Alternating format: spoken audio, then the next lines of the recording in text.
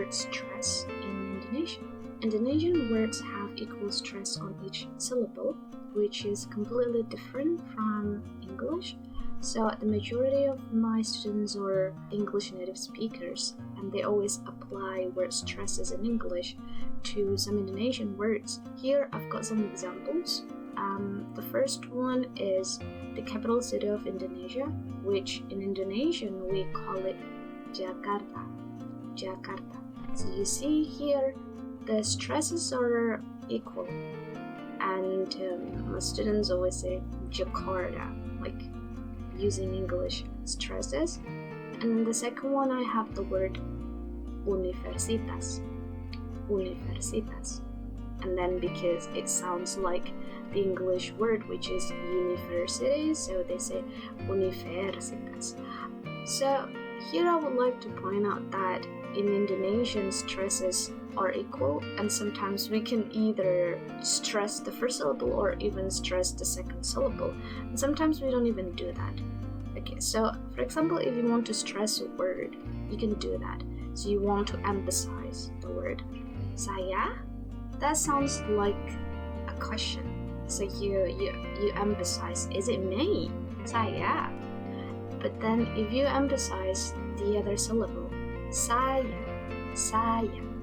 that sounds like a statement. So it's like someone is asking you something, and then who did that? And then you say saya. So you see, it is different in that way. But if you want to sound neutral, you don't really want to emphasize anything, then you don't need to. I would like to tell you a super funny story. Here my students actually want to say that, hey Lenny, you're good at teaching. The word that he needed was mengajar. But then because he put the wrong emphasis, so he said mengejar, which sounds to me like to chase or to run after. I think you don't need to put stresses if it's not necessary, or you don't have to unstress a word, because what he did was like he unstressed the second syllable. So it's mengajar, but then he said mengejar, and then he emphasized on the third syllable. So yeah, you don't have to do that. So we have mengajar, to teach, and mengejar, to run after. And then another word is here, well, it's more like a phrase. So here it says kadang-kadang. That is how we pronounce it. Then some of my students say kadang-kadang, kadang-kadang. It's okay, but it sounds very, very English to me.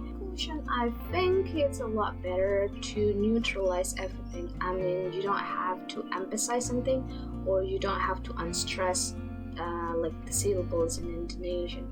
You just have to put equal stress so that you can sound more like us. I think that is all. Terima kasih banyak dan sampai jumpa.